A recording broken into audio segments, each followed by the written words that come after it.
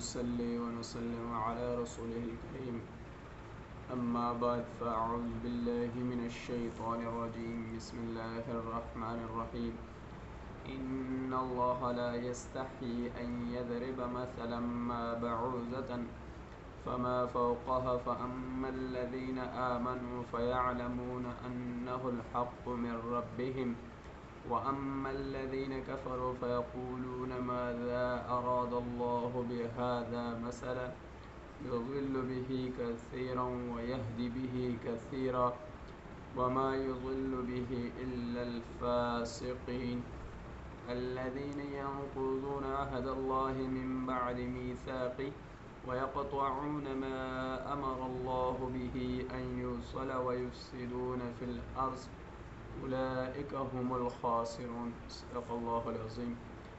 آج کے درس کے اندر مذکورہ جو آپ حضرات کے سامنے تلاوت کی گئی اس کا ترجمہ اور تفسیر اور اس کے اندر جو اہم باتیں ہوں گی وہ بیان کی جائیں گی۔ ان اللہ لا یستحی ان یضرب مثلا ما بعوضة فما فوقها، یقیناً اللہ تعالیٰ کسی مثال کو بیان کرنے سے نہیں شرماتا، خواہ مچھر کی ہو یا اس سے بھی ہلکی چیز کی۔ فَأَمَّا الَّذِينَ آمَنُوا فَيَعْلَمُونَ أَنَّهُ الْحَقُّ مِنْ رَبِّهِمْ، ایماندار تو اسے اپنے رب کی جانب سے صحیح سمجھتے ہیں۔ وَأَمَّا الَّذِينَ كَفَرُوا فَيَقُولُونَ مَاذَا أَرَادَ اللَّهُ بِهَذَا مَثَلًا، اور کفار کہتے ہیں کہ اس مثال سے اللہ نے کیا مراد لی۔ يُضِلُّ بِهِ كَثِيرًا وَيَهْدِي بِهِ كَثِيرًا، اسی کے ساتھ بہتوں کو گمراہ کہتا ہے اور اکثر لوگوں کو راہ راست پر لاتا ہے۔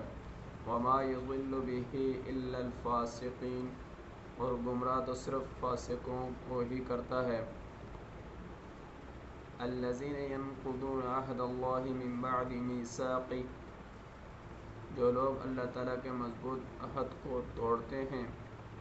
وَيَقْطَعُونَ مَا أَمَرَ اللَّهُ بِهِ أَن يُوصَلَ وَيُفْسِدُونَ فِي الْأَرْضِ، اور اللہ تعالیٰ نے جن چیزوں کے جوڑنے کا حکم دیا ہے انہیں توڑتے ہیں اور زمین میں فساد پھیلاتے ہیں۔ اولئک هم الخاسرون، یہی لوگ نقصان اٹھانے والے ہیں۔ اس کے اندر دنیا کی اللہ تعالیٰ نے مثال بیان کی کہ دنیا کی وقت مچھر کے پر کے برابر بھی نہیں۔ ابن عباس رضی اللہ تعالی عنہ اور ابن مسعود رضی اللہ تعالی عنہ اور چند صحابہ رضوان اللہ عنہم سے روایت ہے کہ جب اوپر کی آیات میں دو مثالیں منافقوں کی بیان ہوئی، یعنی آگ کی اور پانی کی، تو وہ کہنے لگے کہ ایسی چھوٹی چھوٹی مثالیں اللہ تعالیٰ ہرگز بیان نہیں کرتا۔ اس پر یہ دونوں آیت امام قتادہ رحمۃ اللہ علیہ فرماتے ہیں کہ جب قرآن کریم میں مکڑی اور مکھی کی مثال بیان ہوئی تو مشرک کہنے لگے بھلا ایسی حقیر چیزوں کی بیان کی قرآن جیسی اللہ کی کتاب میں کیا ضرورت؟ تو جواباً یہ آیات اتری اور کہا گیا کہ حق کے بیان سے اللہ تعالیٰ نہیں شرماتا، خواہ وہ کم ہو یا زیادہ، لیکن اس سے کچھ ایسا معلوم ہوتا ہے گویا یہ آیات مکہ میں نازل ہوئی، حالانکہ ایسا نہیں، اور بزرگوں سے بھی اسی طرح کا شأن نزول مروی ہے۔ امام ربیع رحمۃ اللہ علیہ فرماتے ہیں کہ یہ خود ایک مستقل مثال ہے جو دنیا کی بیان کی گئی ہے۔ مچھر جس وقت تک بھوکا ہوتا ہے تو زندہ ہے، جہاں موٹا تازہ ہوا مرا۔ اسی طرح یہ لوگ ہیں کہ جب دنیاوی نعمتیں دل کھول کر حاصل کر لیتے ہیں وہیں اللہ کی پکڑ آ جاتی ہے۔ جیسے ایک جگہ شاید ہے کہ فَلَمَّا نَسُوا مَا ذُكِّرُوا بِهِ، جب یہ ہماری نصیحت بھول جاتے ہیں ہم ان پر تمام چیزوں کے دروازے کھول دیتے ہیں یہاں تک کہ اتارنے لگتے ہیں۔ اب دفعتاً ہم انہیں پکڑ لیتے ہیں۔ ابن جریر رحمۃ اللہ علیہ نے پہلے قول کو پسند کیا ہے اور مناسبت بھی اس کی زیادہ اچھی معلوم ہوتی ہے۔ تو مطلب یہ ہوا کہ کوئی سی مثال چھوٹی سی چھوٹی اور بڑی سی بڑی بیان کرنے سے اللہ تعالیٰ نہ رکتا ہے نہ شرماتا ہے۔ لفظ ما یہاں پر کمی کے معنی بتانے کے لیے ہے، اور بعوضۃ کا زبر بدلیت کی بنا پر عربی کے قاعدے کے مطابق ہے، جو ادنیٰ چیز پر صادق آ سکتا ہے۔ یا نکرہ موصوفہ ہے اور بعوضۃ صفت ہے۔ ابن جریر رحمۃ اللہ علیہ کا ما کا موصولہ ہونا اور بعوض کا اسی کے اعراب سے معرب ہونا پسند فرماتے ہیں، اور کلام عرب میں یہ بکثرت شائع ہے کہ وہ ما اور من کے صلے کو انہی دونوں کا اعراب دے دیا کرتے ہیں، اس لیے کہ کبھی نکرہ ہوتے ہیں اور کبھی معرفہ، جیسے حسان بن ثابت رضی اللہ تعالی عنہ کے شعروں میں ہے: یکفی بنا فضلا علی من غیرنا حب النبی صلی اللہ علیہ وسلم محمد ایانا۔ ہمیں غیروں پر صرف یہی فضیلت کافی ہے کہ ہمارے دل حب نبی صلی اللہ علیہ وسلم سے پر ہیں۔ اور یہ بھی ہو سکتا ہے کہ بعوضۃ منصوب ہو حرف جر کی بنا پر اور اس سے پہلے بینہ کا لفظ مقدر مانا جائے۔ کسائی اور فرا اسی کو پسند کرتے ہیں۔ امام ضحاک رحمۃ اللہ علیہ اور ابراہیم بن عبلہ بعوضۃ پڑھتے ہیں۔ ابن جریر کہتے ہیں کہ یہ ما کا صلہ ہوگا اور عائد حذف مانی جائے گی، جیسے تماما علی الذی احسن میں ما فوقہا کے دو معنی بیان کیے ہیں۔ ایک تو یہ کہ اس سے بھی ہلکی اور ردی چیز جیسی کسی شخص کی بخیلی وغیرہ کا ذکر کرے، اور دوسرا کہ وہ اس سے بھی بڑھ کر ہے، تو مراد یہ ہوتی ہے کہ وہ اس سے بھی زیادہ گرا ہوا ہے۔ کسائی اور ابو عبید امام کسائی اور ابو عبید یہی کہتے ہیں۔ ایک حدیث میں آتا ہے کہ اگر دنیا کی قدر و منزلت اللہ کے نزدیک ایک مچھر کے پر کے برابر بھی ہوتی تو کسی کافر کو ایک گھونٹ پانی بھی نہ پلاتا۔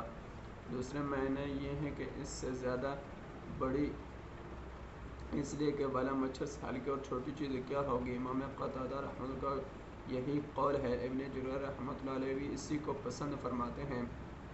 صحیح مسلم میں حدیث ہے کہ کسی مسلمان کو کانٹا چبھے یا اس سے زیادہ تو اس پر بھی اس کے درجے بڑھتے ہیں اور گناہ مٹتے ہیں۔ اس حدیث میں بھی یہ لفظ فما فوقہ ہے، تو مطلب یہ ہوا کہ جس طرح اللہ تعالیٰ ان چھوٹی بڑی چیزوں کے پیدا کرنے سے شرماتا نہیں اور نہ رکتا ہے، اسی طرح انہیں مثال کے طور پر بیان کرنے سے بھی اسے کوئی عار نہیں۔ ایک جگہ قرآن میں کہا گیا کہ اے لوگو، ایک مثال بیان کی جاتی ہے کہ کان لگا کر سنو، جنہیں اللہ کے سوا پکارتے ہو وہ سارے کے سارے جمع ہو جائیں تو ایک مکھی بھی پیدا نہیں کر سکتے، بلکہ اگر مکھی ان سے کچھ چھین لے جائے تو یہ اس سے واپس نہیں لے سکتے۔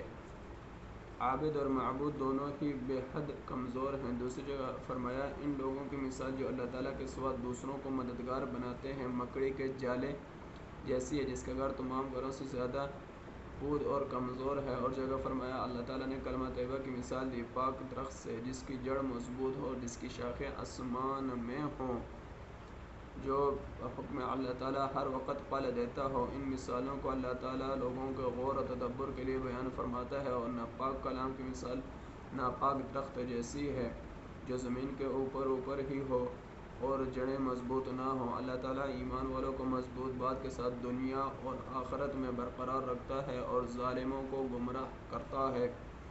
اللہ تعالیٰ جو چاہے کرے۔ اور ایک اور جگہ فرمایا اللہ تعالیٰ اس مملوک غلام کی مثال پیش کرتا ہے جسے کسی چیز پر اختیار نہیں۔ اور جگہ دو شخصوں کی مثال اللہ تعالیٰ بیان فرماتے ہیں جن میں سے ایک تو گونگا اور بالکل گرا پڑا بے طاقت ہے جو اپنے آقا پر بوجھ ہے جہاں جائے برائی ہی لے کر آئے، اور دوسرا وہ جو عدل و حق کا حکم کرے، کیا یہ دونوں برابر ہو سکتے ہیں؟ ایک اور جگہ ہے کہ اللہ تعالیٰ تمہارے لیے خود تمہاری مثال بیان فرماتا ہے کہ تم اپنی چیزوں میں اپنے غلام کو بھی اپنا شریک اور برابر کا حصہ دار سمجھتے ہو۔ ایک اور جگہ ارشاد فرمایا کہ اس شخص کی مثال اللہ تعالیٰ بیان فرماتا ہے جس کے بہت سے برابر کے شریک ہوں، ایک اور جگہ ارشاد باری تعالیٰ کہ ان مثالوں کو ہم لوگوں کے لیے بیان کرتے ہیں اور انہیں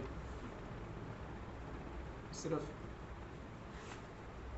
علم والے ہی سمجھتے ہیں۔ ان کے علاوہ اور بھی بہت ساری مثالیں قرآن کریم میں بیان ہوئی۔ بعض سلف صالحین رحمۃ اللہ علیہم فرماتے ہیں جب میں قرآن میں کسی مثال کو سنتا ہوں اور سمجھ نہیں سکتا تو مجھے رونا آتا ہے، کیونکہ اللہ تعالیٰ نے فرمایا ہے کہ ان مثالوں کو صرف عالم ہی سمجھ سکتے ہیں۔ حضرت امام مجاہد رحمہ اللہ فرماتے ہیں مثالیں خواہ چھوٹی ہوں خواہ بڑی ہوں، ایماندار ان پر ایمان لاتے ہیں اور انہیں حق جانتے ہیں اور ان سے ہدایت پاتے ہیں۔ امام قتادہ رحمہ اللہ کا قول ہے کہ وہ انہیں اللہ کا کلام سمجھتے ہیں۔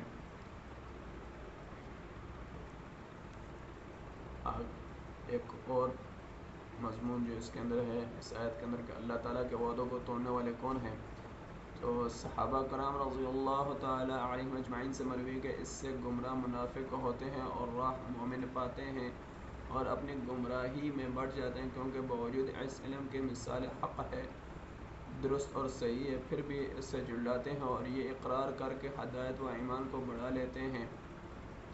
فاسقین سے مراد منافق ہیں۔ بعض نے کہا کہ کافر مراد ہیں جو پہچانتے ہیں اور انکار کرتے ہیں۔ حضرت سعد رضی اللہ تعالیٰ عنہ کہتے ہیں کہ مراد خوارج ہیں۔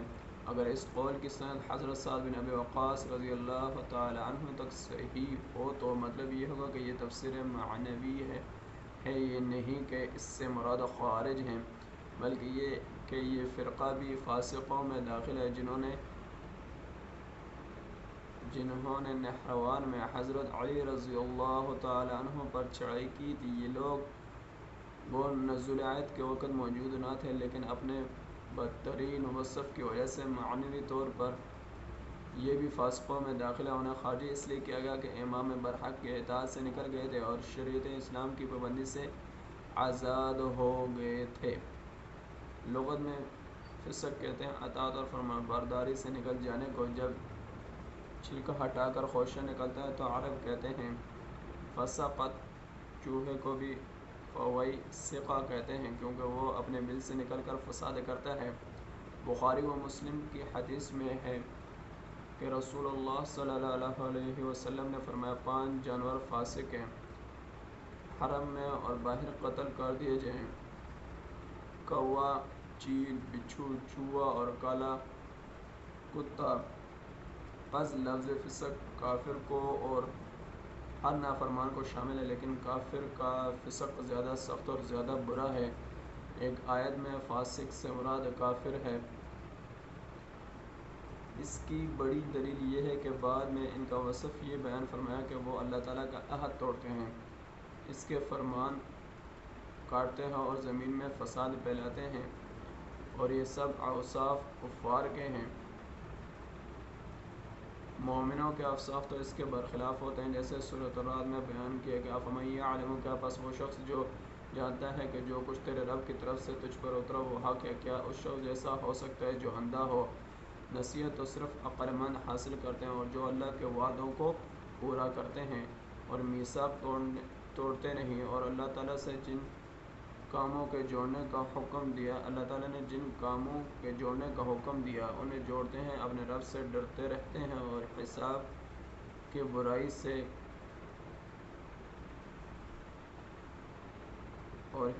بڑائی سے کامتے رہتے ہیں۔